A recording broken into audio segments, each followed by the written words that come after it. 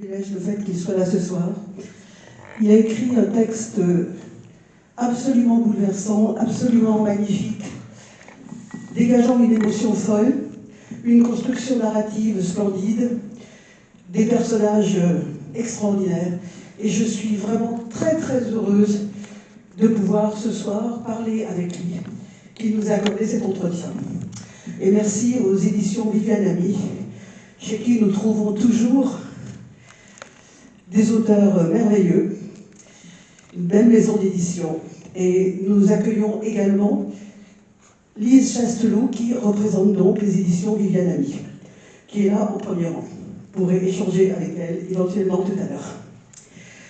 Voilà, alors chers camarades, on va commencer dans le vif du sujet. Donc dans ce texte, L'âme au diable, votre texte commence dans une incroyable allégresse, avec ce portrait de Tamas, qui est le cousin du narrateur. C'est une vie à l'emporte-pièce, d'humeur joyeuse, portée par un style presque prime sautier qui confère à ce personnage une légèreté incroyable. Et pourtant, il est revenu de Bergen-Belsen, 2 mois de déportation, 2 mois de sévices. Il va mourir d'une banale bronchite chronique de seconde zone. Eh bien, le ton est donné pour les chapitres suivants. Cette écriture pleine d'un humour décapant, qui est pleine de truculence, qui est à mi-chemin entre la distanciation ironique et la sagesse, est-ce qu'elle ne rapproche pas votre texte, on a dû vous le demander, d'un conte yiddish où foisonnent des personnages qui éclairent à la fois la vie dans ce qu'elle peut avoir de plus merveilleux et dans ce qu'elle peut avoir de plus tragique? N'est-on pas au début dans l'atmosphère d'une sorte de conte yiddish? Est-ce que je vois appuyer? Non, c'est bon, on m'entend bien. Bon, merci d'abord pour cette présentation, Charlotte. Je suis très honoré et même très ému que vous me présentiez de cette manière-là, avant que vous me présentiez de cette manière. Pour répondre à votre question, je dirais que Thomas, je l'appelais comme ça, je l'ai connu évidemment ce personnage, est un personnage qui... Enfin, ce que je veux dire surtout, c'est que comme il s'agit d'une histoire qui touche à la déportation et qui, a priori, est une histoire lourde, ce que je souhaitais, c'était de la rendre la plus légère possible, justement, pour qu'on ne tombe pas dans quelque chose d'insupportable, de pénible. Et je pense que de toute façon, c'est la meilleure défense possible face à ce type d'événement. Conte yiddish, sûrement, c'était un personnage qui a toujours, que moi j'ai toujours considéré comme un personnage de roman, en vérité. Et à le fréquenter, on s'est toujours dit, d'ailleurs tous les gens qui fréquentaient Thomas disaient très fréquemment de lui, mais c'est typiquement un personnage de roman. Le seul problème, c'était qu'il fallait l'écrire, ce roman. Et c'est pas rien. Entre un personnage de roman comme ça, qu'on présente comme tel, et un personnage qu'on réussit à inclure véritablement dans un roman, il y a beaucoup à faire. Et c'est ce que j'ai essayé de faire, effectivement. Il détenait le record, je crois, du plus jeune déporté survivant. Ah oui. 14 mois, si je me souviens bien. 14 mois, il a été déporté à l'âge de 1 an et quelques jours, parce qu'il est né le 12 juin, il a été déporté le 30. Donc il venait de fêter son premier anniversaire. Et heureusement... Les Russes sont arrivés. Le camp a été libéré. Non, il a été libéré par Kastner, oui, justement sans attendre. Il n'aurait jamais tenu jamais tenu jusqu'à l'arrivée des Russes. Ouais. La chance qu'il a eue, c'est justement Kastner qui l'a sauvé. Il était vraiment moins libre pour lui parce qu'il est arrivé en Suisse dans un état de quasi mort certaine et il a survécu à cela. Et oui, effectivement, c'est un personnage un peu d'un autre temps, d'un autre monde, de ce monde yiddish qui a disparu, qui disparaît petit à petit. Alors, la construction narrative du texte, je l'ai trouvée très très belle. Elle se fait par la succession de 38 chapitres qui vont tous porter le nom de personnages récurrents. Mais ces chapitres, qui sont décousus en apparence, ils vont tisser un faisceau de liens qui construisent l'histoire d'une famille juive, avec pour fil conducteur, justement, Réseau Kastner, l'homme qui tracta avec Eichmann pour sauver les Juifs. cette saga familiale qui a plein de personnages, elle s'écrit sur une toile de fond très tragique qui est celle du nazisme, et pourtant, ce que je retiens, moi surtout, à la fin de votre texte, c'est cet extraordinaire potentiel de vie, ce souffle vital qui semble inépuisable. Et je voudrais vous demander si c'est votre manière de rendre hommage au peuple juif que cette écriture qui dit la souffrance, et qui la dit vraiment, mais qui la dépasse au moment même où elle la dit. Est-ce que c'est votre manière de rendre un hommage à cette culture-là? Écoutez, je ne me suis jamais posé la question de cette manière, et rendre hommage au peuple juif, j'aurais envie de vous dire que je ne me sens pas de taille pour faire une chose pareille. Ce que je peux vous dire en revanche, c'est que je suis là devant vous avec pas mal de fantômes qui m'accompagnent, et que oui, j'ai une sorte de dette à leur égard, à tous ces fantômes rendre hommage, peut-être pas au peuple juif, mais en tout cas aux personnages dont je parle, qui se sont battus à leur manière, qui ont été victimes d'injustices terribles, et qui, du fait qu'ils ont réchappé, se sont retrouvés porteurs d'une culpabilité, comme tous ces rescapés en vérité des camps. C'est ça, on y reviendra. Et il s'agit d'une culpabilité transmise d'ailleurs de génération en génération, et que je porte moi-même, et que je voulais d'une certaine manière exorciser. Ou en tout cas, il y a dans ce livre une tentative aussi de les alléger un peu de ce poids qu'ils ont porté, et de m'alléger avec eux du poids qu'ils me font porter. Voilà. On y reviendra, parce que votre fin est absolument bouleversante. La lettre que vous écrivez, mais ça on y reviendra à la fin, parce que je voudrais vous poser d'autres questions avant d'arriver à celle-là. Alors, cette histoire du train Kastner vous touche sans doute singulièrement. Vous êtes le fils de Tchilou. Vous êtes le fils de Tchilou. Or, au chapitre Tamas et Tchilou, le ton change quand vous évoquez les négationnistes qui nient la réalité des camps de concentration et d'extermination. Je voudrais faire une petite lecture, page 83.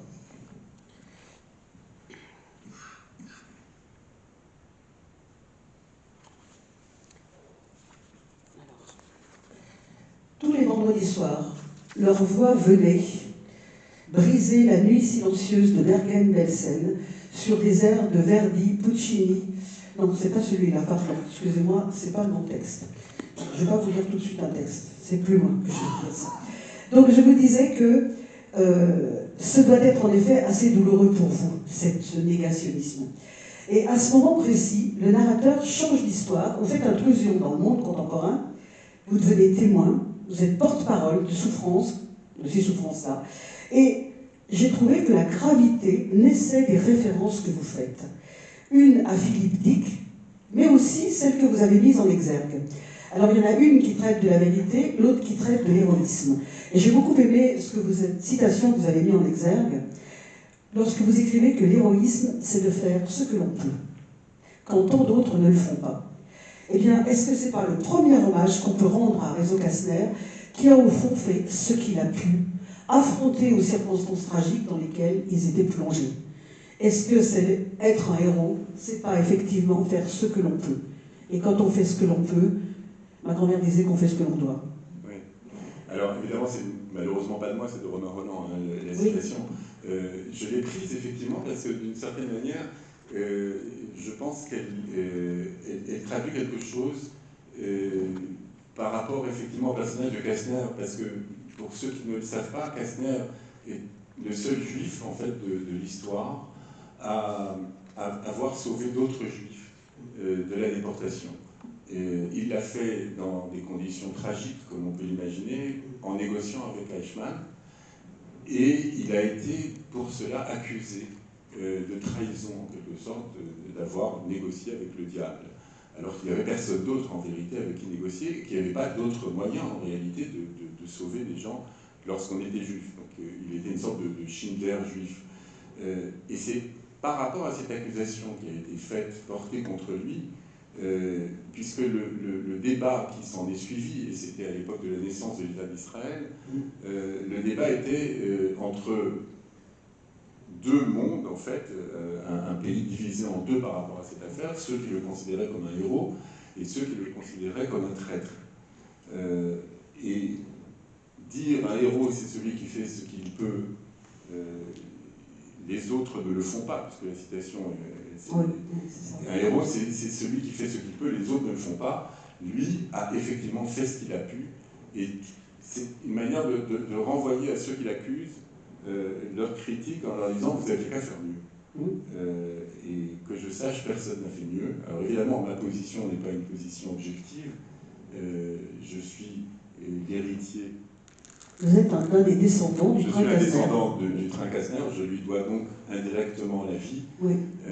Et donc je ne peux pas avoir une position d'historien. Néanmoins, je suis intimement convaincu qu'il a agi comme il fallait et qu'il est un véritable héros, et je ne suis pas le seul à le penser. Alors, je voudrais vous demander, cette affaire, elle est absolument passionnante, elle est très troublante aussi, parce qu'elle va poser une terrifiante question. Peut-on négocier avec l'ennemi, fût-ce pour une bonne cause? Ceux qui ont sauvé leur vie en pactisant avec l'ennemi, est-ce qu'ils sont coupables de leur survie? Et là, j'ai relu l'écrivaine israélienne Michal Ben Naftali, qui revient sur cet épisode dramatique de l'histoire de l'Holocauste dans un roman qui s'appelle L'énigme Elsa Weiss, paru chez Actes Sud. Mais j'ai aussi pensé à Primo Levi, qui, 40 ans, qui, le 11 avril 87, c'est-à-dire 42 ans après les camps, s'est jeté du 4e étage parce que c'est impossible d'être survivant. Et j'ai pensé aussi à cette honte sourde des rescapés du Titanic. C'est terrible d'avoir été... c'est terrible d'être dans ceux qui sont rescapés. Et ça pose une question philosophique cruciale et qui est parfaitement absurde. Quand un homme, otage de la SS, parce que quand même, avec qui pouvait-il négocier? Certainement pas avec Churchill. Donc, quand un homme, otage de la SS, sauve 1684 juifs, eh bien, ça soulève encore cette chose-là, la question du bien et du mal. Est-ce que c'est pas la tragédie de l'homme de découvrir que le bien, c'est au fond peut-être que le moindre mal? Est-ce qu'il existe un bien et un mal, ou est-ce que faire le bien, c'est peut-être essayer de faire le moins de mal possible? C'est une sacrée question. Ça va tracasser pendant des jours. J'ai peur de ne pas avoir de réponse. Je ne suis pas sûr d'avoir la sagesse suffisante. Et je ne peux pas prétendre répondre de manière définitive à une question comme celle-là. Ce qui me paraît clair, en tout cas dans les circonstances particulières dans lesquelles se trouvait Kastner, c'est que, d'abord, ce qu'il faut peut-être dire dès le départ, enfin ce qu'il faut savoir, c'est qu'il n'a pas voulu sauver 1684 juifs. Absolument. Il a voulu sauver tous les juifs. Tous les juifs. Et d'ailleurs, à un moment, moi j'ai rencontré des personnes qui l'ont connu de près et qui m'ont dit qu'il avait la grosse tête. Il s'est pris pour Moïse, il s'est pris pour le Messie. À un moment, il s'est vraiment dit, je vais sortir 800 000 juifs hongrois de cet enfer, et sans passer par les 40 ans d'errement dans le désert. Et malheureusement, les choses ne se sont pas faites de la manière dont il l'aurait voulu. Pour toutes sortes de raisons qui sont en partie d'ailleurs racontées, parce que c'est pas un livre d'histoire, c'est un livre sur un fond historique, mais c'est pas un ouvrage d'historien. Pour le reste, avec qui voulez-vous négocier? Bien sûr. Si ce n'est avec votre ennemi. Ah oui, ça paraît évident. Avec ses amis, il n'y a pas de nécessité de négociation. Bien sûr. Entre nous, nous n'avons pas besoin de négocier, nous n'avons pas de conflit. Non, c'est ça. Hein. Et, enfin, pas pour l'instant. Et donc, oui, il n'y avait rien d'autre à faire. D'ailleurs, c'est Eichmann, c'est Himmler en réalité, qui est venu les chercher. Puisque l'histoire, de façon très courte, c'est qu'on était en 1944, que la guerre touchait à sa fin, et que l'Allemagne avait perdu. Voilà. Et que hautes autorités allemandes le savaient. Et Himmler voulait sauver sa peau en clair. Voulait sauver sa peau, c'est voilà. ça. Et il voulait trouver un moyen de retourner plus ou moins sa veste vis-à-vis d'Hitler et de prendre sa succession. Et il s'est dit, en bon antisémite qu'il était, qui mieux qu'un juif va pouvoir m'aider à toucher des autorités alliées, les Roosevelt, les Churchill, etc. Et c'est lui qui est allé chercher, avant d'ailleurs Kastner, Brandt, qui était mon grand-oncle. Joël Brandt. Joël Brandt, et puis ensuite Kastner. Et dans l'idée de leur idée, c'était les juifs hongrois contre le retournement de situation. Voilà. Sauf qu'il y a eu un petit, un petit hiatus, enfin un petit problème, c'était Eichmann. Et le négociateur choisi par Himmler pour mener ces négociations, lui n'était pas du tout intéressé par cette affaire. Oui, c'est ça. Oui. Et donc a mis tous les freins possibles pour la faire capoter. Parce que c'était un vrai panier de crabes, en fait, hein, le cercle du mal autour d'Hitler. Ils étaient tous les uns contre les autres. C'est absolument sidérant de savoir ça. Himmler contre Eichmann et Martin Bormann contre un autre. Voilà. Ce qui est impressionnant, et ce que j'ai en fait découvert pendant toutes ces années où je me suis intéressé à cette histoire, c'est à quel point on avait affaire avant tout à des corrompus. C'était des gens dont le moteur essentiel était l'argent, bien plus que les idéaux nazis ou je ne sais quoi. Ils fonctionnaient vraiment au fric. C'est ça qui les faisait avancer et c'est comme ça qu'on pouvait les acheter. C'était un régime profondément corrompu. Himmler ne l'était pas, lui. Il ne faisait pas partie de cette bande de corrompus. C'est un mystique. Oui. Un mystique de l'agriculture. Voilà, et un type qui avait une certaine culture, effectivement, contrairement aux autres, qui étaient la plupart d'entre eux des ratés. C'était essentiellement des moins que rien, ces gens-là. Quand on regarde toutes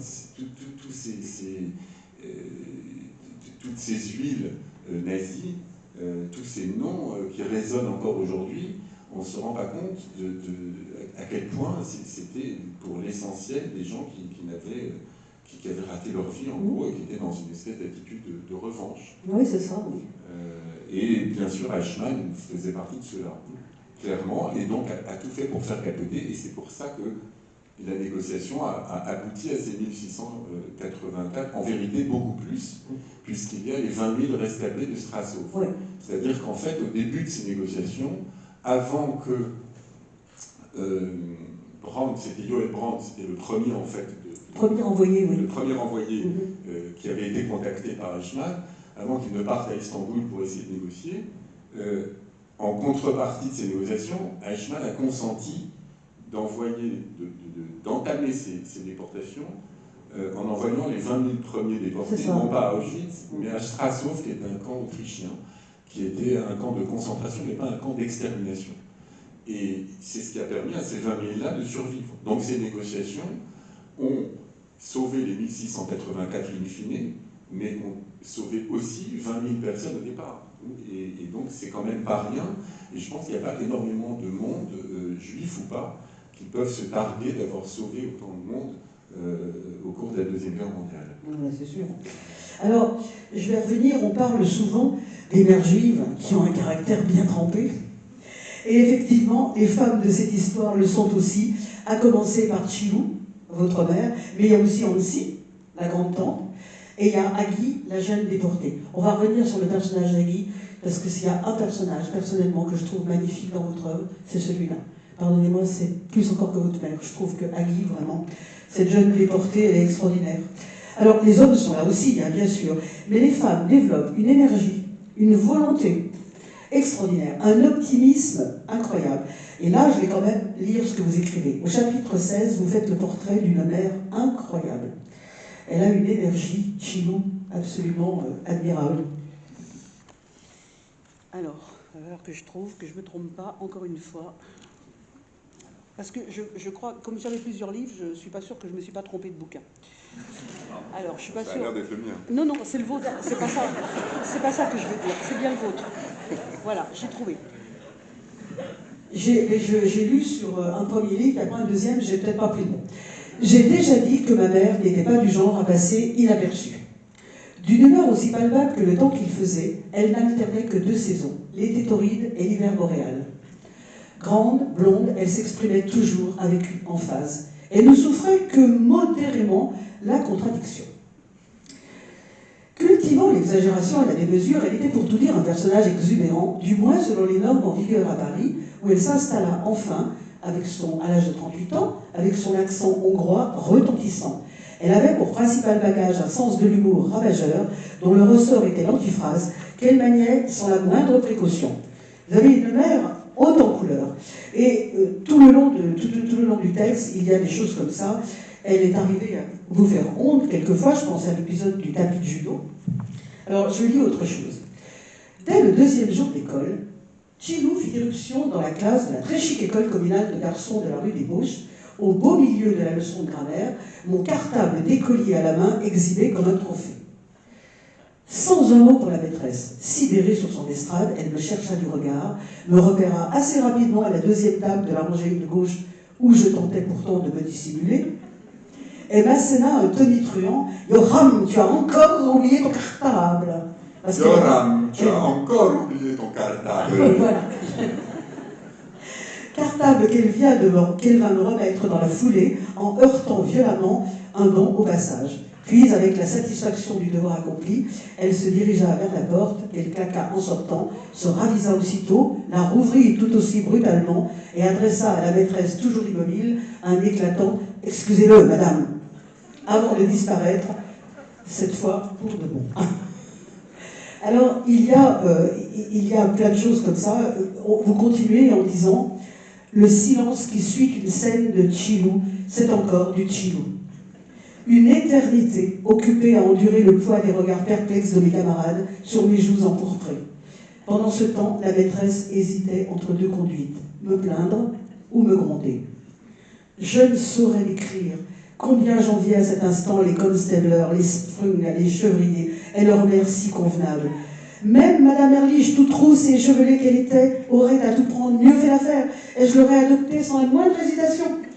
Mais Madame Erlich, comme toutes les mères du quartier, avait été attribuée à un autre que moi, il y avait énormément d'humour, et je n'avais d'autre choix que de me dépêtrer avec Chilou, une tâche d'autant moins aisée que les ambitions de ma mère étaient grandes et qu'elle avait une idée très arrêtée sur la manière dont je devais m'y conformer.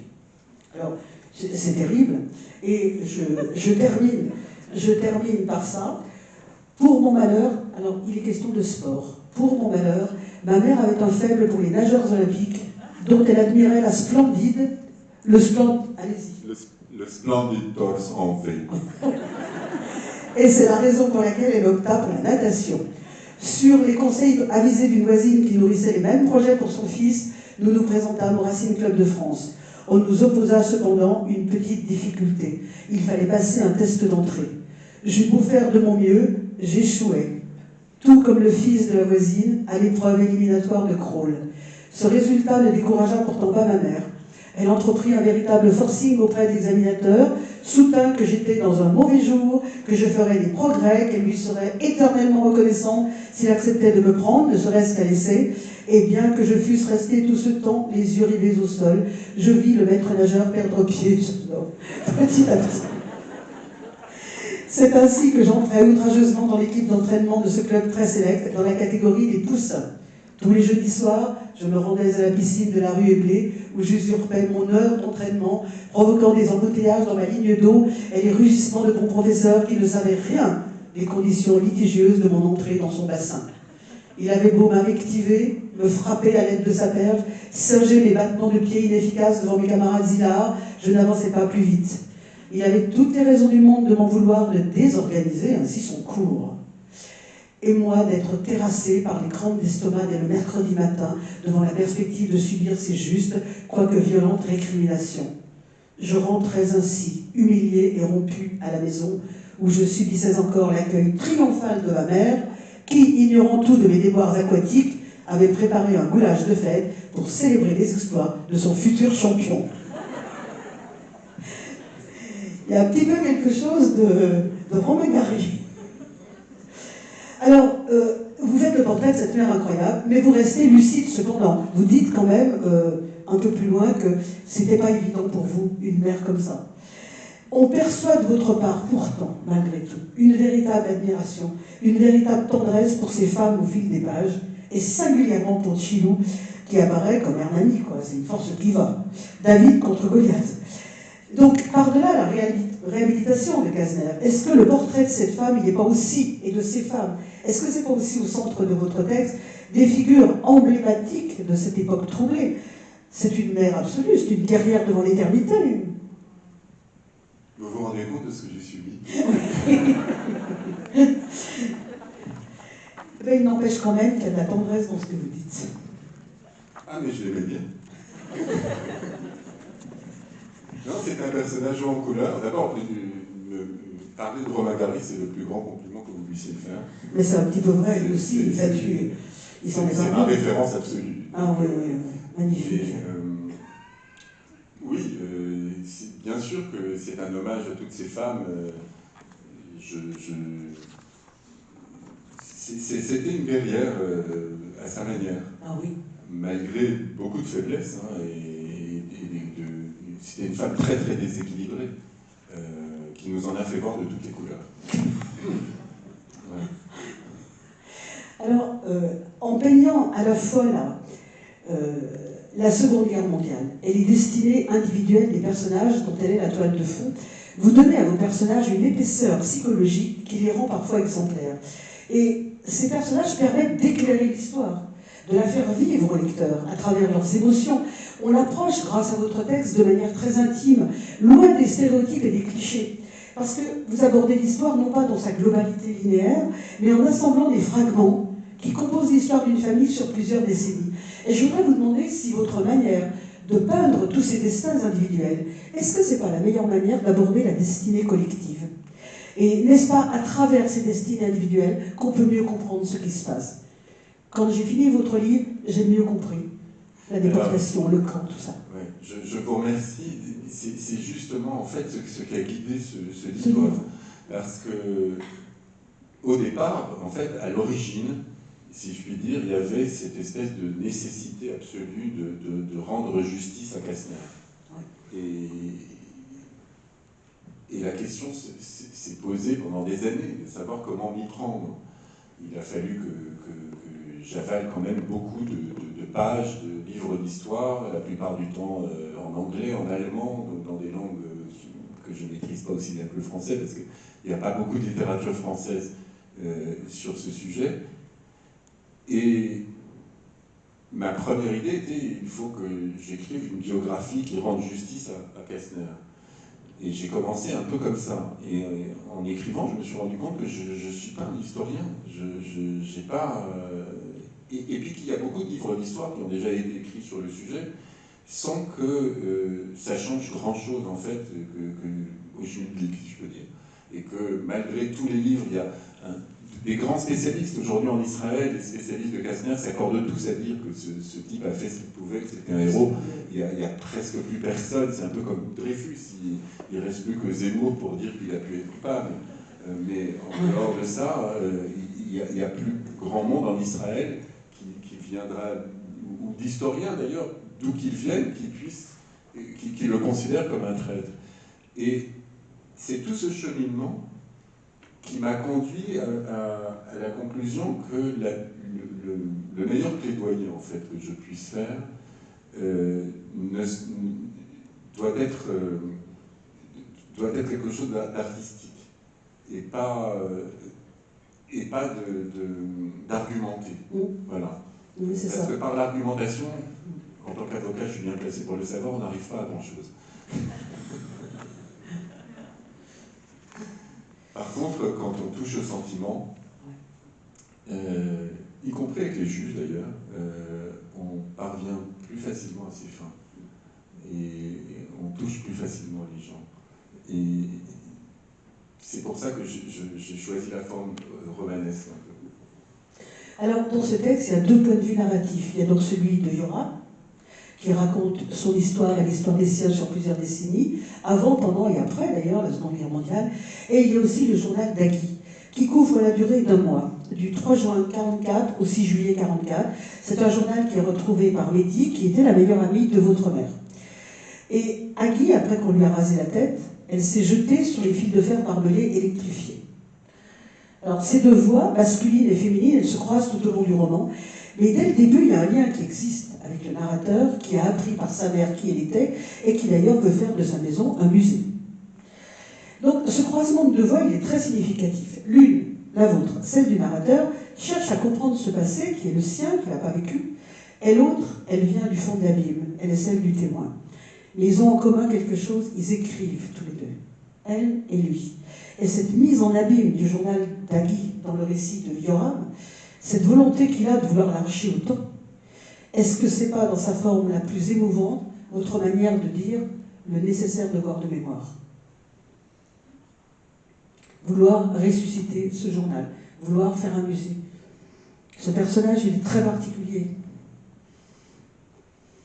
Écoutez, j'hésite un peu sur cette question qui... Enfin, bon, écoutez, je vais vous dire les choses telles qu'elles sont. Agui n'existe pas. Oui, j'en étais bien certaine. Bon, donc, l'histoire d'Agui est la suivante. Ma mère, donc Chilou, lorsqu'elle est arrivée à Bergen-Belsen, début juillet 1944, a vu une jeune fille de son âge, elle avait 15 ans. Elle a vu une jeune fille de 15 ans se suicider, se jeter en fait sur les barbelés du camp. Mais elle n'a jamais su qui était cette fille. Ça a été un traumatisme pour elle, dont elle nous a toujours parlé, mais sans qu'on en sache plus et sans qu'elle n'en sache plus d'ailleurs. Et j'ai voulu redonner vie à ce personnage. Donc, il y avait une jeune fille de 15 ans qui s'est suicidée à Bergen-Belsen, mais je ne sais rien d'elle. Et donc, je l'ai créée, je l'ai inventée. Je lui ai inventé une famille et une histoire. Un frère. Un frère, un amoureux. Un violon. Un violon. Qui m'ont permis, en fait, de raconter ce que je ne pouvais pas raconter à la première personne, pour ne l'avoir pas vécu, et ce que je ne pouvais pas raconter au nom de ma mère, parce que c'était trop intime, et que je ne pouvais pas mettre ma mère dans cette situation, en tout cas, je ne pouvais pas écrire en son nom quelque chose d'aussi intime, il n'y a pas d'autre terme, et je l'ai prêté à Agui. Eh bien, ce que vous dites, c'est quand même... Ça me paraît encore plus fort, parce que là, vous l'avez créé, vous êtes donc totalement libre en face de ce personnage. Et ce personnage, vous en avez fait quelqu'un qui porte une émotion pas possible. Je vais lire un extrait là. Et voyez-vous, les derniers mots du journal d'Agui, lorsqu'elle apprend la mort d'Yvan, exécuté son petit ami parce qu'il voulait la rejoindre dans le wagon d'à côté, c'est profondément bouleversant parce que vous avez réussi, avec ce personnage qui n'existe pas, sa douleur, ça devient la douleur universelle, ça consacre un point de non-retour dans la vie des humains. Et elle le dit, elle est à la fin d'un temps, parce qu'après la Shoah, plus rien ne peut être comme avant. Et vous en faites un témoin ultime, l'expression d'une douleur définitive. Alors, elle voulait connaître, elle est un personnage très fort, elle voulait connaître l'amour avant de mourir, elle appelle Yvan, et l'amour c'est n'importe où, là, tout de suite, parce qu'elle se dit, ça sera toujours ça de prix, et elle n'a plus rien à perdre, elle tient tête au gardien du camp. Il y a plein de choses quand même là-dedans. Et cette jeune femme, surtout, elle introduit un thème qui me semble vous plaire infiniment, c'est la musique. Il y a beaucoup de références musicales. Elle introduit la musique dans ce texte parce qu'elle est violoniste. Et c'est une femme, une figure féminine extrêmement touchante, justement par son anonymat, parce qu'elle a une vision très lucide sur les choses, et surtout, elle a une vision du monde. Et votre personnage, il est peut-être inventé, mais en tout cas, il me semble que c'est aussi votre vision du monde. Elle a une vision du monde où l'amour et la compassion, ça perdure par-delà la souffrance. Elle est capable, dans un wagon plombé, de jouer quelques notes de violon qui permettent à l'enfant de s'endormir, de retrouver une lumière. Et toute la beauté de ce roman me semble concentrée dans ce personnage de femme. Et j'aurais, à propos d'Agui, une demande à vous faire à la fin de notre entretien. Et je le dirai. Donc, il y a quelque chose de très beau. Ce que vous écrivez aux pages 255-256, c'est quand même assez troublant. Alors, que je retrouve ça sur Agui. Est-ce que j'ai bien pu écrire? Vous vous souvenez pas? Alors, c'est magnifique. Ce que vous avez écrit là, c'est magnifique. Journal d'Agui, 9 juillet 44. Il y a encore et toujours des baraquements. Vous voyez, rien que cette phrase, ça me rappelle Auschwitz, et Birkenau encore plus. Il y a encore et toujours des baraquements. C'est une phrase simple, il n'y a pas de grand-chose dans cette phrase, mais c'est quand même, elle porte toute la violence du camp. C'est elle qui l'écrit. Hein. Il n'y aura plus jamais rien d'autre que des baraquements. Des baraquements qui tuent, des miradors, des barbelés, des soldats, des femmes maigres et tordues comme moi, des fantômes d'enfants. Et cette pauvre dame qui vient encore me prendre par la main en répétant « Agui, Agika » et qui a été autrefois ma mère. Elle caresse une tête qui n'est plus la mienne. J'aimerais le lui dire, mais je ne peux pas. Elle me regarde et elle pleure. J'aimerais pleurer avec elle. Je suis comme un goût amer. Je suis la symphonie de l'ancien monde. Je suis Madame Butterfly. Je suis la colère de Gabor, c'est son frère. Je suis le fantôme d'Ivan. C'est l'homme qu'elle vient de perdre. Ils vont m'entendre depuis la fosse de l'orchestre jusqu'au fin fond de leur tripes. Je suis la chair meurtrie de Madame Butterfly, déchirée par les barbelés du camp de Bergen-Belsen. Je suis la fin d'un temps. Oh, je trouve ça... Je suis sans voix. Moi aussi. Je suis sans voix, c'est une figure féminine, qu'elle existe ou non, extrêmement touchante. Tout est dit, et tout est dit dans ce journal, et vous lui répondez. Vous écrivez un livre en reprenant son journal. Donc, quelque part, il y a quelque chose de très fort qui se passe ici. Mais elle a été pour moi l'occasion de placer tous mes fantasmes. C'est ça, hein? Et c'est pour moi l'idéal de femme. C'est une femme fantasmée. Effectivement, courageuse, qui prend toutes les initiatives, voilà. En fait, qui joue du violon dans un wagon plombé. Enfin, je ne peux pas rêver mieux qu'une femme qui joue du violon, qui s'occupe de tout. Voilà. Elle prend tout en charge, voilà. Y compris dans les circonstances les plus tragiques et les plus terribles. Et des femmes comme ça, même si celle-là n'existe pas, il y en a certainement. Certainement. Voilà, c'est ça qui est beau, c'est que finalement, c'est un hommage à toutes les femmes dont personne ne parlera qui ont été comme ça. C'est vrai, c'est vrai. Et c'est plus les femmes, effectivement. Vous parlez d'hommage aux femmes dans oui, le film, mais oui. c'est vrai que les femmes ont un rôle essentiel et enfin, dans ce registre-là, c'est en général plus les femmes qui prennent le relais. Alors, ce texte veut réhabiliter la mémoire de Kastner. Vous êtes l'avocat du diable, vous le dites, hein, les titres des chapitres, et à plusieurs moments, vous entrez en révolte contre le sort qui lui a été fait. Alors, vous vilipendez quand même en passant la raison d'État, la lâcheté des politiciens, vous parlez de l'acquittement de Kastner en janvier 58, mais 9 mois trop tard, parce qu'il a été assassiné. On ne sait trop par qui, d'ailleurs. Alors, sa fille, qui avait 8 ans au moment de son procès, et 11 ans quand il fut assassiné, vous en parlez aussi, et elle œuvre avec ses filles à la réhabilitation de son père, un homme condamné à mort pour en avoir sauvé des milliers. Alors, visiblement, les services secrets sont impliqués dans cet assassinat. Visiblement, l'État d'Israël ne veut pas reconnaître en lui un héros, il ne veut pas rouvrir le dossier. Ça pourra attenter la sécurité de l'État, vous vous en moquez de ça, 65 ans après. Complètement absurde. Mais ça pose une grave question, très actuelle, politiquement correcte. Une question que Électre et Antigone se sont posées à leur tour. Hein. Est-ce que la raison d'État justifie de piétiner la raison du cœur? Voilà encore une question. Elle vous plaise pas, la question? Non, elle me plaise tout à fait. Est-ce que vous avez une réponse? Non, mais c'est vous l'invité. Et c'est vous l'écrire. Donc, je compte sur vous pour apporter des réponses à mes questions. La raison d'État, a priori, en tant qu'avocat, et d'ailleurs, même sans être avocat, a priori, c'est pas un truc très sympathique. Non. Bon, et dans cette histoire en particulier, la raison d'État, pour ceux qui n'ont pas lu et pour qu'ils comprennent de quoi il retourne, c'est que dans les négociations, ce qui a été reproché, un des reproches qui a été fait à Kastner, ça a été qu'après la guerre, il a témoigné en faveur d'un nazi. Ce nazi, c'était un type qui s'appelait Kurt Becher, qui était quelqu'un un criminel de guerre, qui s'est gravement compromis, qui est un assassin, quoi, qui a œuvré notamment sur le front soviétique, et qui s'est reconverti, puisqu'il a été appelé à surveiller Kastner pendant ces négociations. Et toutes ces négociations étaient un grand bluff. Il fallait rapporter des progrès qui n'arrivaient pas, et lui, Becher, était donc le témoin de ces progrès. Ou en tout cas, était celui qui était censé rapporter la réalité, enfin, confirmer la parole de Kastner, qui n'était pas crue puisqu'il était juif. Et il l'a fait.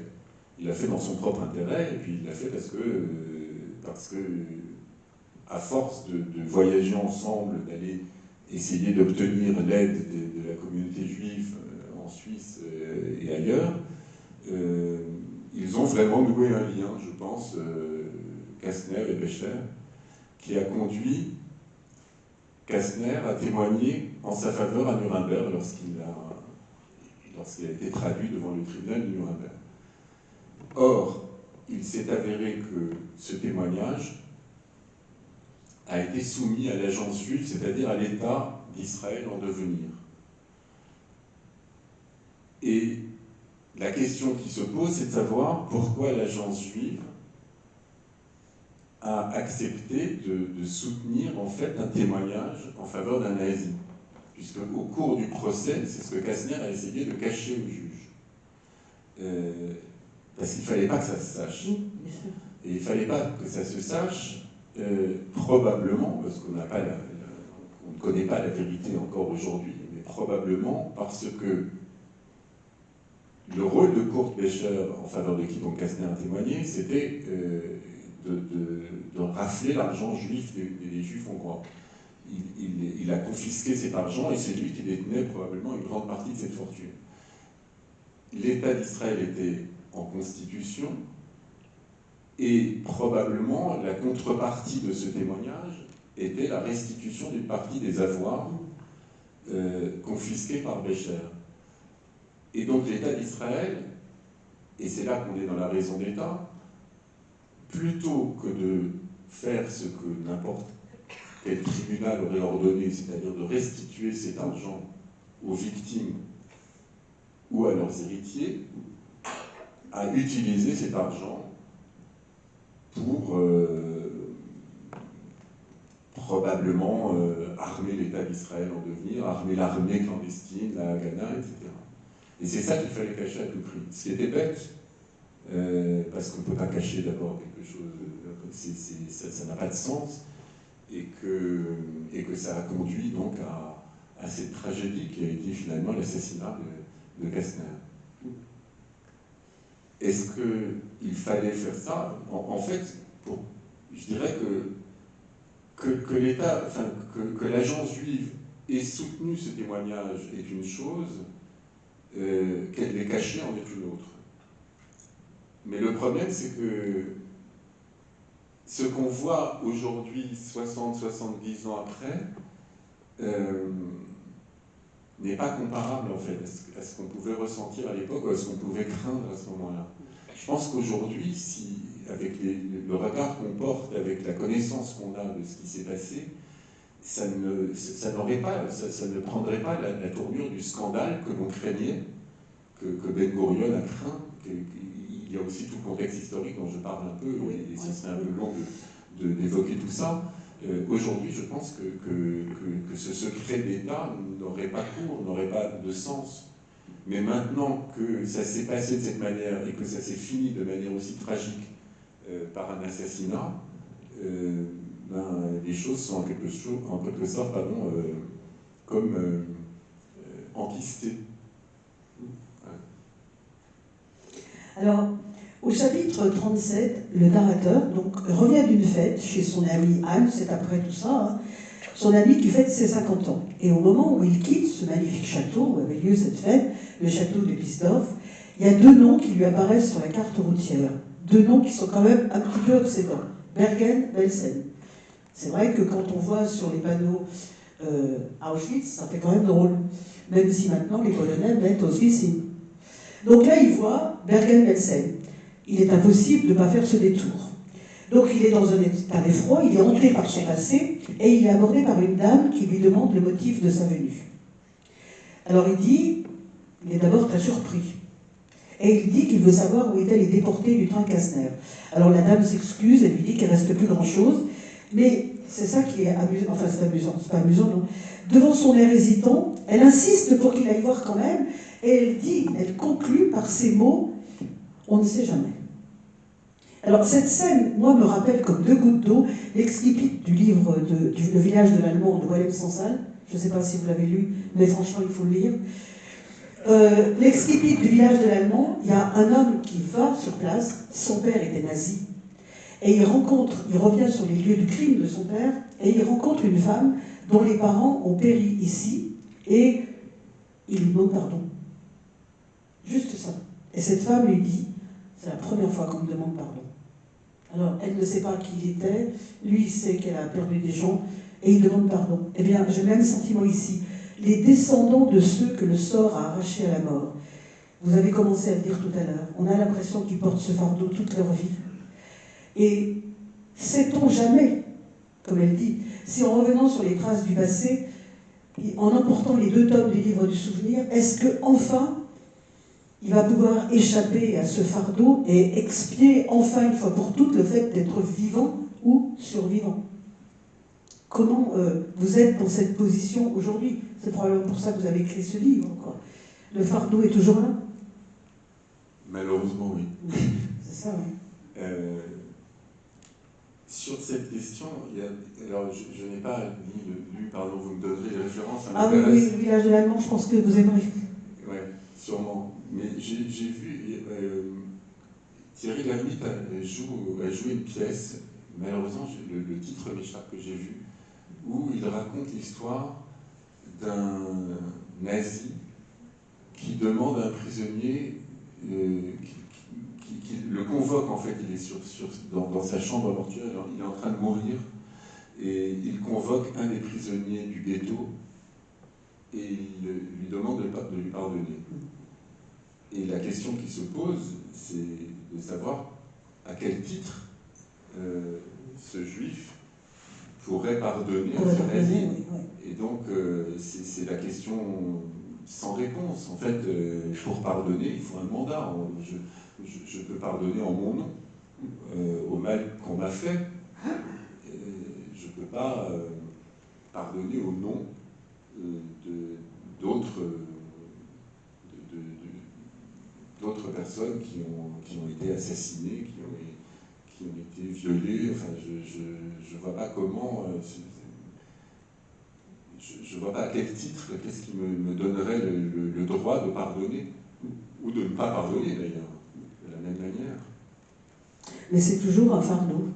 Ce personnage de Walem Sansal, il n'avait rien fait, mais il vivait de façon très très difficile le fait d'avoir été fils d'un nazi.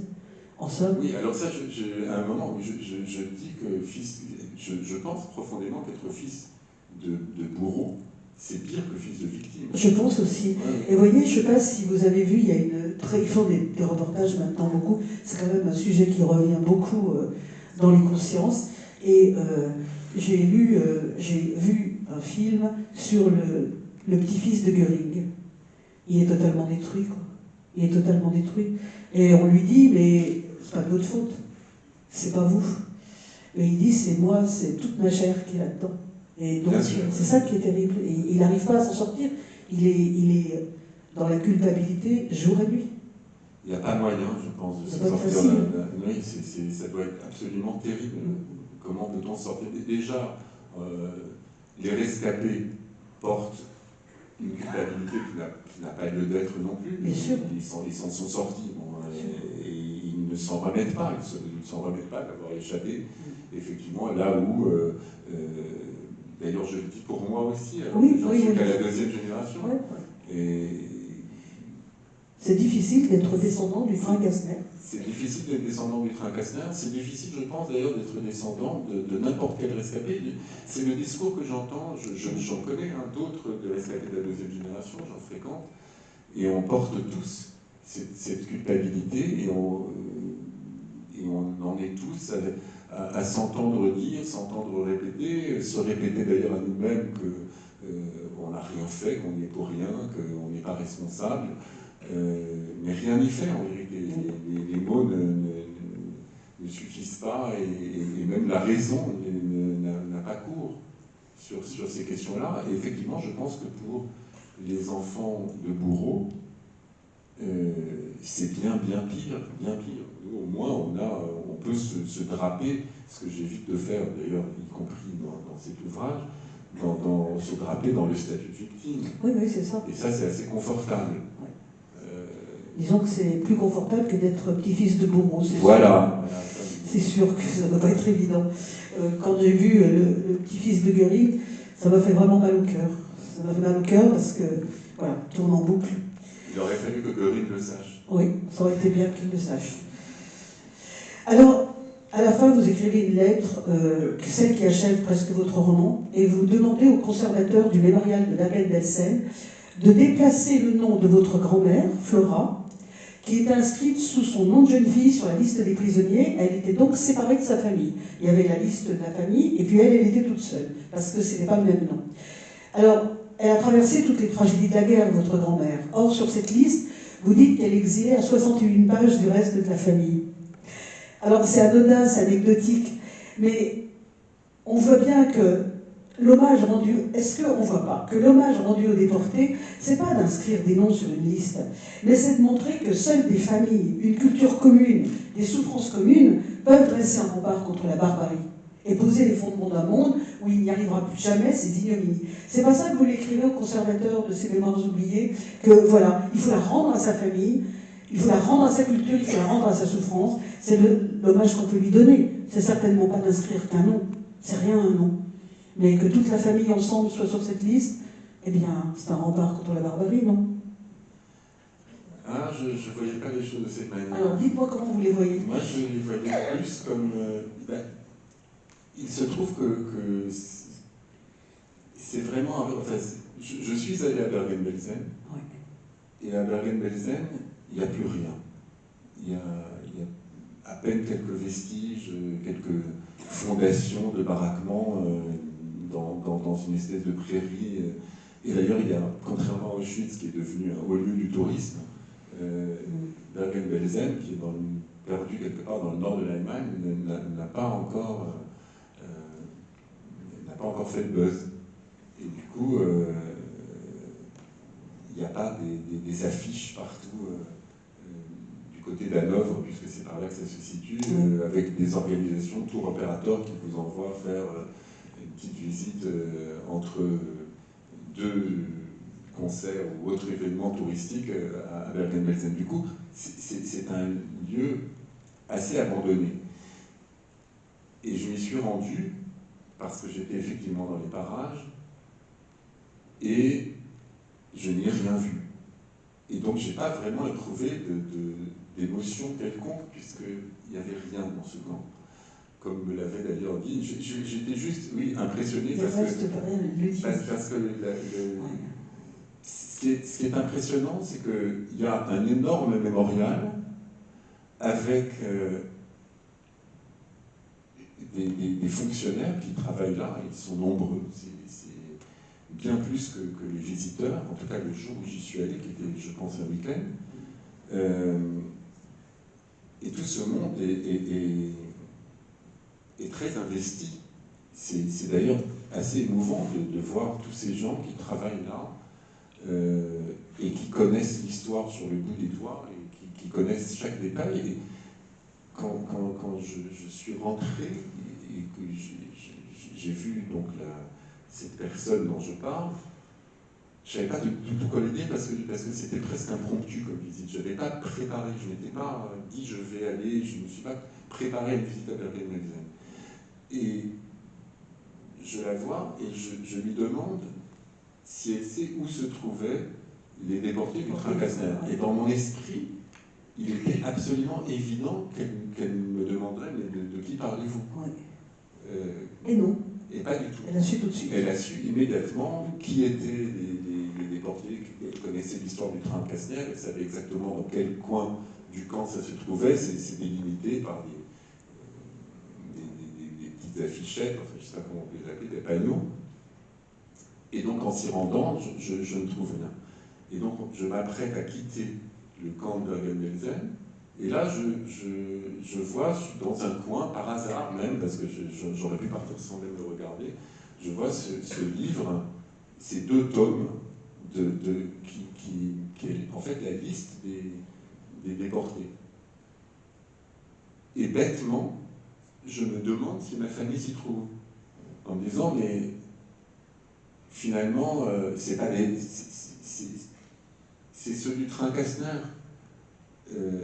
Donc, est-ce qu'ils ont voix au chapitre? Est-ce qu'ils font partie de ceux qu'on a cités là-dedans? Et ils s'y trouvaient. Sauf que ma grand-mère, effectivement, était sous son nom de jeune fille. Et son nom de jeune fille était Mandelbaum, alors que le nom de son mari était Leb. Donc il y a une lettre d'écart. Et donc elle n'était pas sur la même page. Et c'est ça qui m'a heurté, en me disant... parce qu'en fait, je ne l'ai pas trouvée. Et je suis reparti du camp sans la trouver, et sans savoir qu'elle était là. J'ai pensé qu'on l'avait omise. Et j'ai donc écrit au conservateur, pas exactement la lettre qui est dans le livre, mais je lui ai écrit pour lui demander où était ma grand-mère. Et il m'a répondu, mais elle est bien là, mais elle est sous son nom de jeune fille. Et ça m'a vraiment... Ça m'a fait quelque chose. Je me suis dit, mais je l'ai raté d'une certaine manière.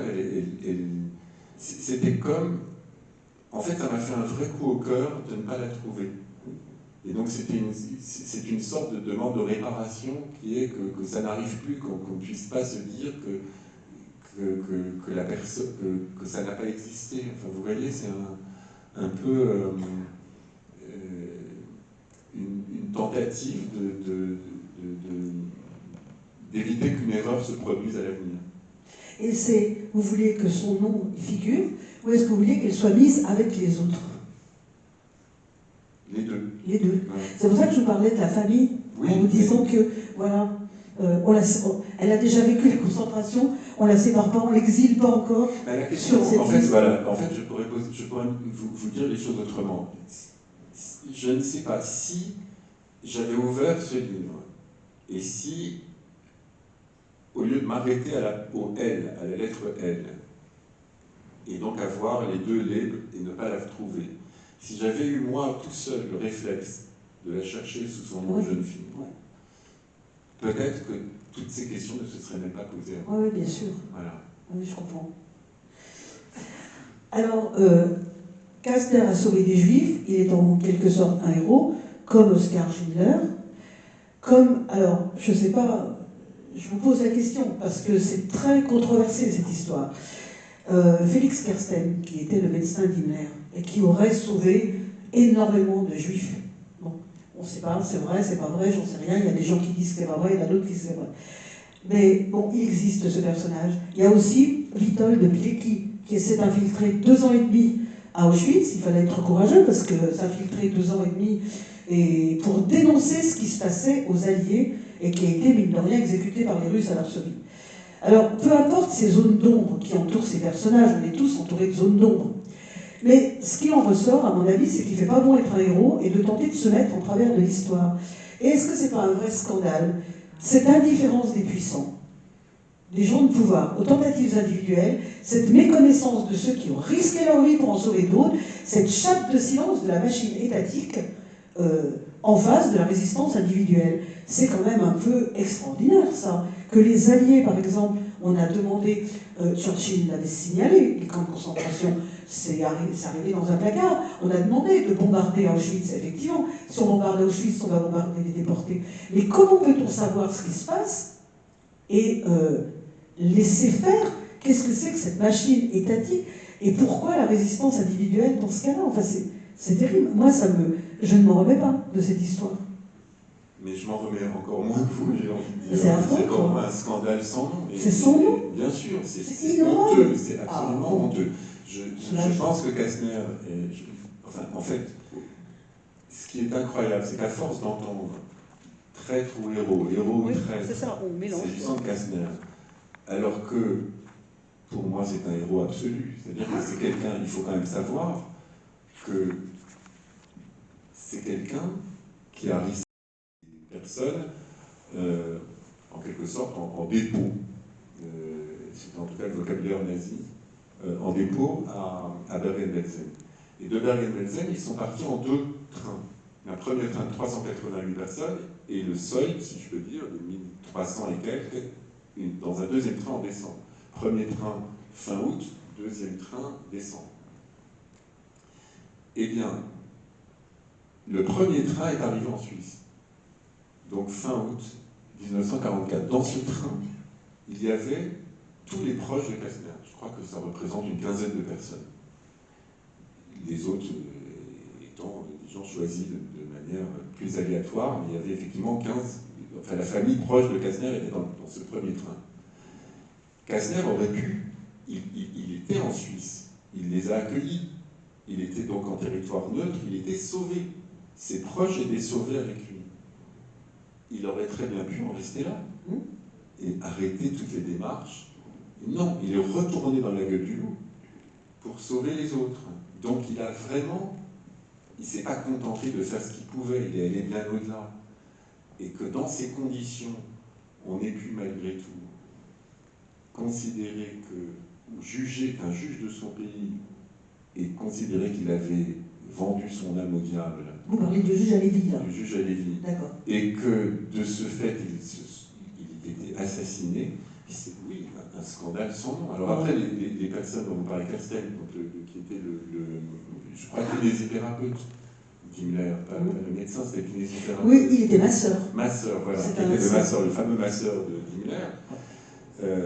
Alors là, c'est très différent, parce que lui, d'abord, il n'était pas juif. Donc, a priori, il n'était pas en danger. Le danger dans lequel lui s'est trouvé, c'est qu'il a été appelé. Bon, Himmler était très malade, enfin, très souffrant, souffreteux, enfin, il était surtout dans un état d'angoisse permanent parce qu'on ne savait pas si on allait en exterminer assez. Juif, il était dans un état d'angoisse, oui. Il était dans un état d'angoisse parce que la situation se retournait. Effectivement, il était mal barré, on va dire. Hein, bon. Et Castaing le rassurait et le soignait.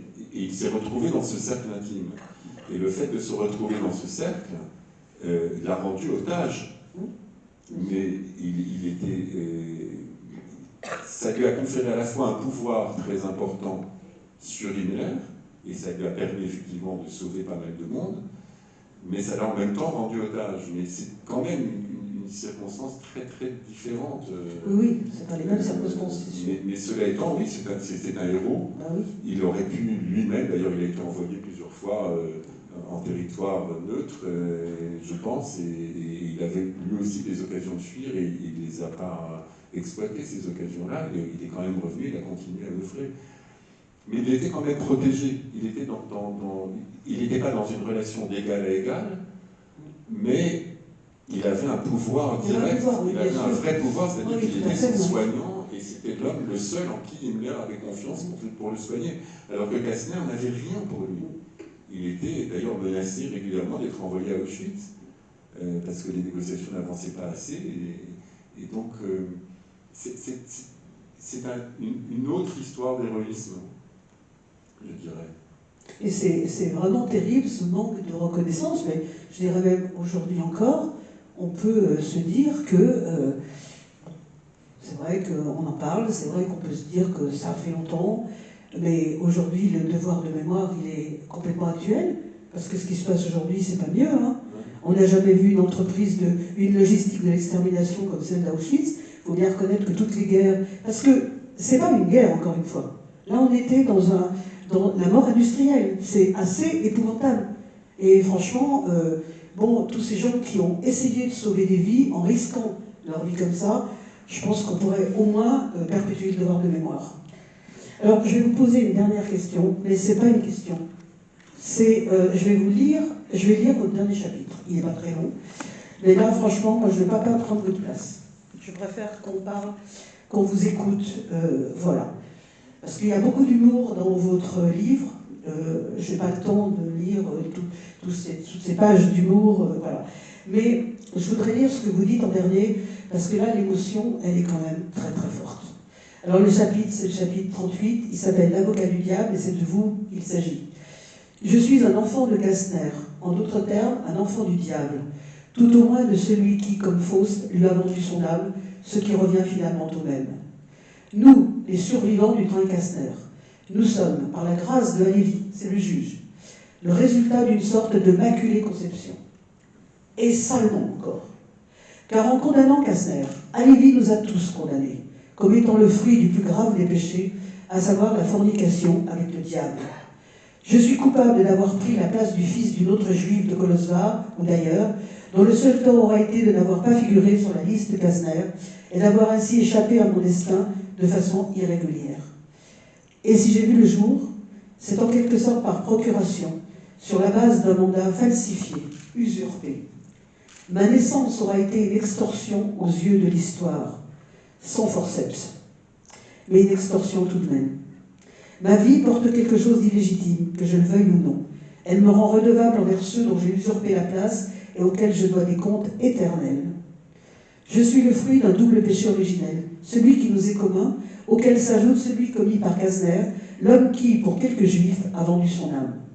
Au sentiment de culpabilité qui en découle s'en ajoute un autre, viscéral, que l'on porte sur soi comme une plaie, qui suinte en permanence, mais que personne ne peut suturer, sous peine d'étouffer le malade. Je vous lis la fin. Je tente de me consoler en repensant à cette phrase d'Oscar Wilde qui disait que la véritable tragédie de Faust n'était pas tant qu'il eût vendu son âme au diable, mais que dans la réalité, il n'existe pas de diable pour vous l'acheter. Alors, ce n'est pas une question que je vous pose pour achever notre entretien. Je voudrais simplement vous dire que les rescapés du train Kastner, ils sont vraiment pas seuls à se sentir coupables. Je pourrais vous citer d'autres expériences, je vais parler de la mienne, parce que c'est la seule que je connais bien. Je suis allée à Auschwitz en novembre 2019. J'avais vraiment envie de marcher en chemise de nuit et pieds nus, sous cette pluie qui tombait, il y avait de la boue, c'était affreux, pour expier cette pardon que chacun porte en soi. C'est trop facile de dire d'un côté les nazis, de l'autre côté les braves. Et il ne faut pas croire que d'un côté il y a les bons, de l'autre les méchants, parce que la frontière entre le bien et le mal, elle est quand même fort ténue, et bien malin celui qui se croit à l'abri de tout. Et je voudrais vous dire que quelque part, on est tous des enfants du train de Kastner. Vraiment tous. Et c'est pour ça que je voudrais vous demander une chose que je demande aussi à Lise, mais ça m'est jamais arrivé de faire ça. Mais je vais le faire ce soir. Vous voyez, vous faites comme vous voulez, mais il va y avoir des rééditions de ce livre. Eh bien, dans l'arbre généalogique de la famille, moi je voudrais que vous rajoutiez Aki. Elle n'est pas de votre famille biologique, Yoram, mais elle est vraiment de votre famille malgré tout, profondément. Et moi je pense que dans votre prochaine réédition, il faut dire aux éditions Liliane Ami de mettre Aki. Qu'est-ce que vous en pensez, Lise? Je pense que c'est une très bonne idée. Je pense que c'est une très bonne idée et je pense que la portée symbolique est absolument là, mais c'est assez rare d'avoir du symbolique qui confine au viscéral et je vous remercie Charlotte pour ça. C'est un texte sublime, tout le monde doit lire ce texte. C'est un texte absolument merveilleux. Moi, franchement, la seule chose avec laquelle je dirais, je ne suis pas d'accord avec ce que vous avez dit, mais c'est minuscule. À Auschwitz, c'est pas pour les touristes, Yoram. Il y a des gens qui y vont pour faire des selfies, mais je vous assure qu'il y a des gens qui y vont et qui pleurent toutes les larmes de leur corps. Et j'en connais 4 dans la salle. Oui, mais je doute absolument pas de ça. C'est pas c'est ce que je terrible, voulais dire, je me suis peut-être mal exprimé. Non, j'ai Je trouve compris. juste que moi j'étais à Cracovie il y a une vingtaine d'années, peut-être un peu moins que ça, et j'étais vraiment choqué, mais c'est pas, je m'en prends pas à ceux qui vont à Auschwitz, bien entendu, Bien sûr. mais j'étais vraiment choqué de voir des affiches un peu partout dans Cracovie de tour opérateurs. Oui, c'est ça, oui. Qui faisaient vraiment un truc de touring, quoi. Je ne sais pas comment le dire autrement, ou, alors j'exagère évidemment parce que j'ai cette ironie en moi, mais je ne me souviens plus exactement du tour en lui-même, et il y a des gens qui vont à Auschwitz et qui y sont allés d'ailleurs directement et sans passer par les tours opérateurs, mais il y a une espèce de tourisme Oui, c'est vrai. autour de ça, et c'est ça que je dénonce, je ne dénonce pas les gens. Non, mais j'ai bien compris. Je trouve ça juste tellement étonnant. Et j'étais avec mes enfants, avec ma femme à l'époque, on était en voiture, et on ne voulait pas aller à Auschwitz, moi je ne voulais pas y aller.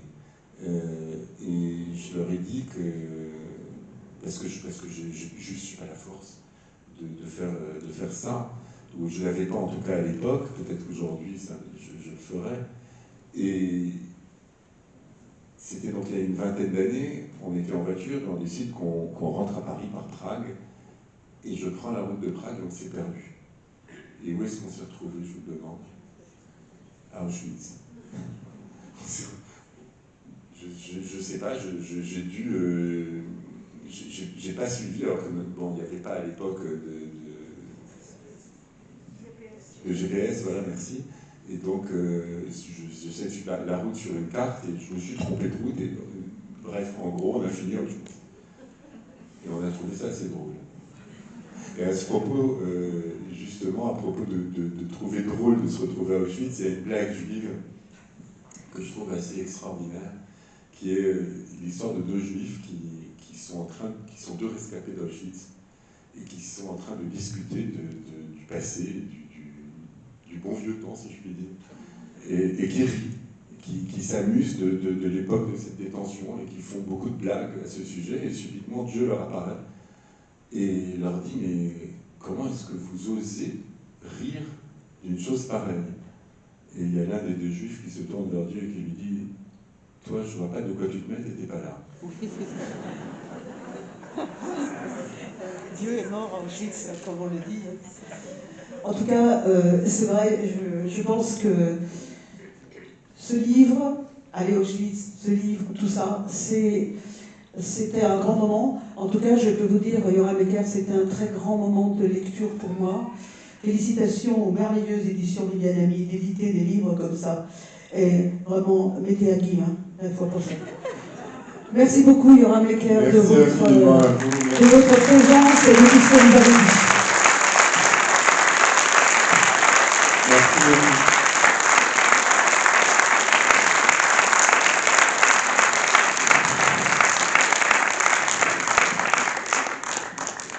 On a peut-être le temps d'une ou deux questions. Alors, Yoram Ecker va dédicacer son livre. Donc, je pense que vraiment, c'est un très beau texte. Avez-vous une question? Deux peut-être, mais pas davantage, parce qu'après, la soirée continue. Oui, il y a quelqu'un là-haut qui a levé la main.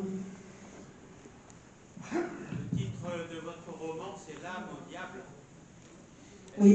Est-ce que vous croyez que l'âme existe ainsi que le diable? Parce que je crois que l'âme existe. Et le diable. Et le diable aussi. Mais c'est la dernière phrase que Charlotte a lue, qui est la citation d'Oscar Wilde. Et ouais. On peut la relire? Oui, on peut la relire si vous voulez. On la relit. Cette phrase d'Oscar Wilde. C'est dans Dorian Gray. Voilà. Et Oscar Wilde dit: la véritable tragédie de Faust n'était pas tant qu'il eût vendu son âme au diable, mais que dans la réalité, il n'existe pas de diable pour vous l'acheter. Ça répond à votre question sur le diable, pas sur l'âme.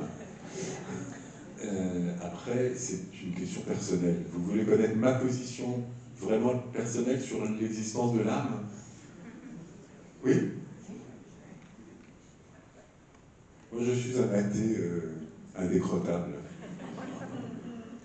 Du coup, oui, c'est vrai que c'est de famille, en quelque sorte. Est-ce que ma mère avait une âme? Peut-être. Moi, pas.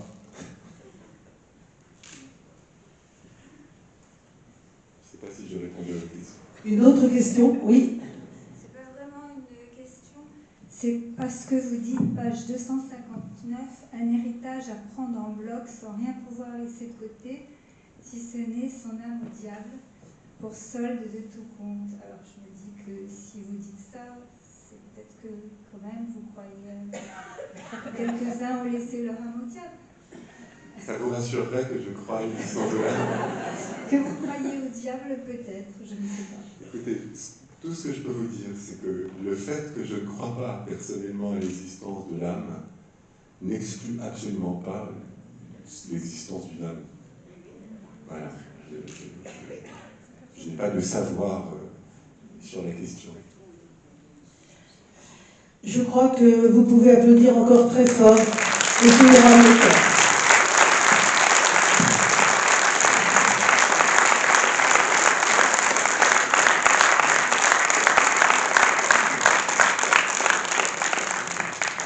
Alors nous nous retrouverons, il y a 2 rencontres au mois de décembre.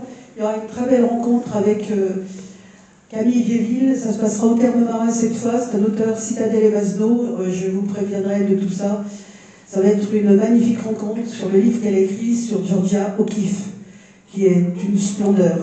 C'est le 14 décembre au Terme Marin, et l'auteur se déplace.